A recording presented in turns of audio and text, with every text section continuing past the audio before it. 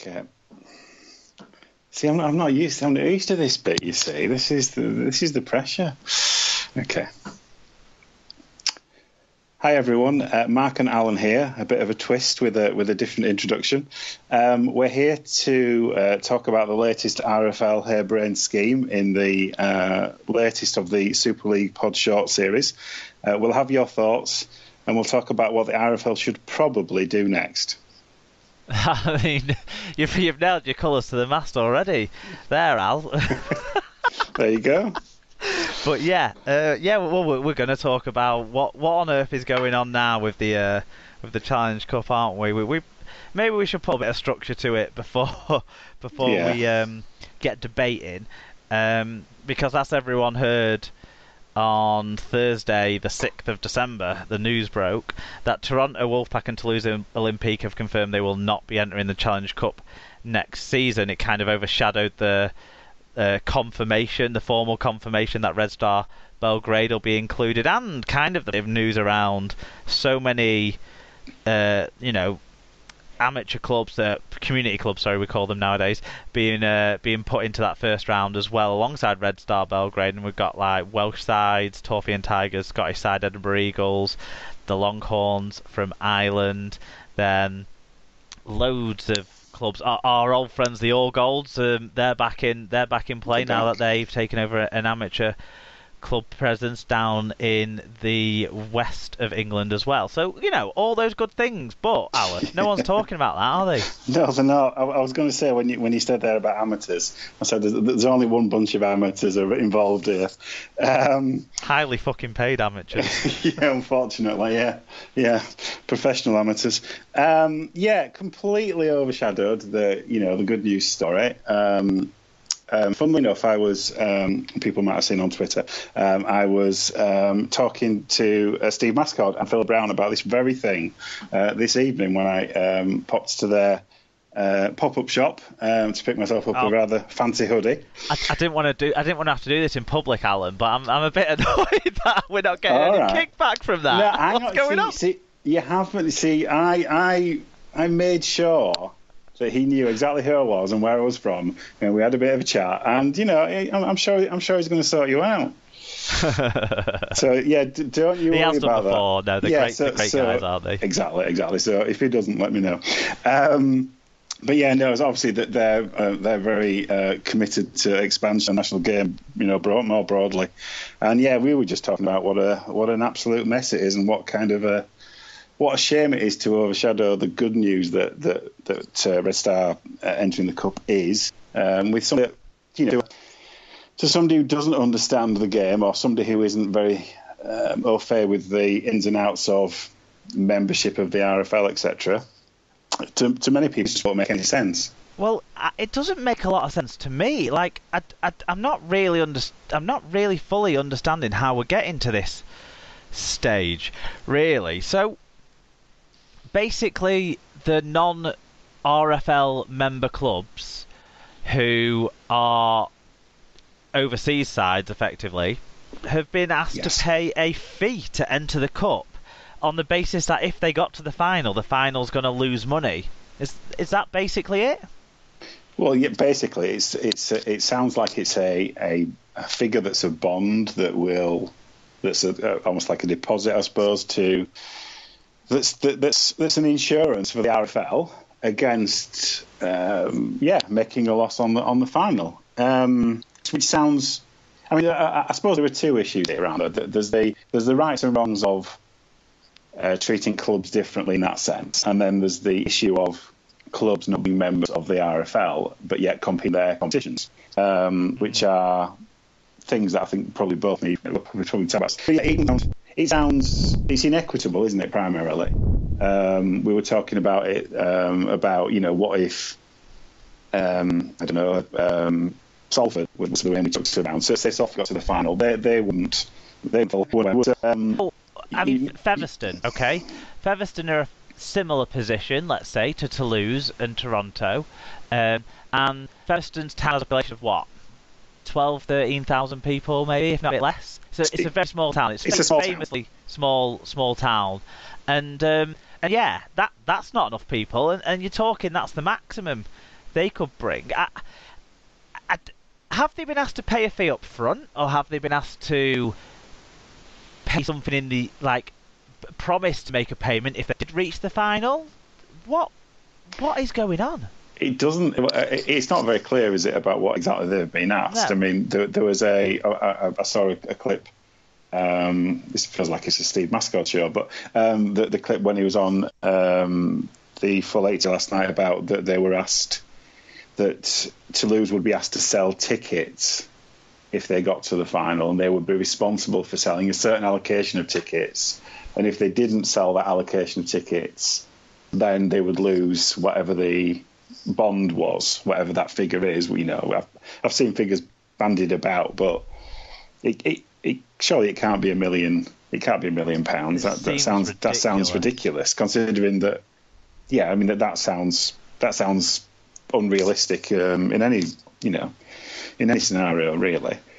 It's not going to have a commercial impact outside of the need to sell tickets, is it?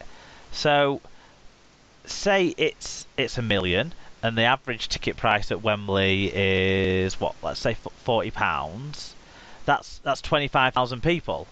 That seems unreasonable when I can't think most clubs individually have been taking 25,000 people to Wembley each year.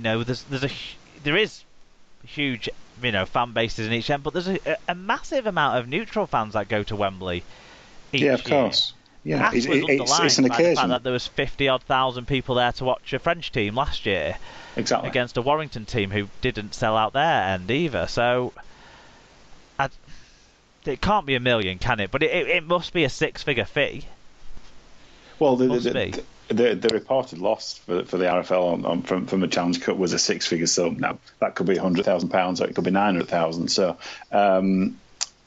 there's a lot of variation there. You sort of talked about Toulouse, and maybe they were told they had to sell a certain amount and that sort of stuff. Let's just cover Toulouse off first, because it's probably the simpler case in all of this, in a way. Because Toulouse haven't re-entered in the Challenge Cup since they came back into the English League structure. That they've kept out of it. They didn't play in it last year, and there was a little bit of chat about that when that was brought up, but in the end people kind of didn't care. But then as the year went on, Toulouse played in the qualifiers, excited us all immensely, and of course Toronto is let's not mess around. Toronto Wolfpack's one of the biggest names in rugby league now in the Northern Hemisphere, that they sit right alongside the top clubs in Super League, well, just below the top clubs in Super League, but right alongside the middle tier Super League clubs. When you look at what they're doing, how much media exposure they're getting, and how many fans they get through the turnstiles at their own ground. Exactly, that they are. Yeah, they might not be a Super League club yet, but they're certainly, if you look at, as you say, look at media profile, you look at home attendances, you look at everything, any kind of measure that you'd have about commercial success, and that they're probably middle of the pack in terms of Super League. So it feels really very odd. Yeah, it does. I mean, Toronto say they want to be in the cup, but they're not going to play in it because of this. So it must be a really significant amount of money, and Toronto must believe that they're going to get to the final, and the RFL must be really scared of that being the case. I mean, the Toronto, we just talked about like the commercial aspects of the Toronto thing, which some of that is hypothetical, some of it is wishful thinking to an extent, because we don't know the full benefits commercially on the game of that. But the other club to talk about in this conversation is the Catalan Dragons. They're the bloody holders of the Challenge Cup, and are they being made to pay a bond to defend their title? It just, after how much everyone talked about how great it was that they won the Challenge Cup, and how great it was for the sport globally. Yeah, that as that is that's crazy. It's the kind of thing that it's a very risk-averse thing to do, isn't it? They've done. They've done some interesting things. Obviously, prior to this call coming out, they talked about the introduction of the 1895 Cup for the Championship and League One teams who are domestically based, and that would be added to the day, and that would increase your interest, and you'd have you'd have 3 games to watch, and it'd appeal to 4 supporter bases at least. And to me, the clubs that aren't involved in that would have been involved in making a commercial decision themselves as well, probably, because I know when we had the Northern Rail Cup or the League One Cup and those previous cups, I remember Gloucestershire Argyles basically having to go away to Workington Town, and because the home game wouldn't make enough money to cover the cost of running an extra fixture that wasn't planned, so they had it away instead, and so you can think the Scholars, West Wales, that they're never gonna.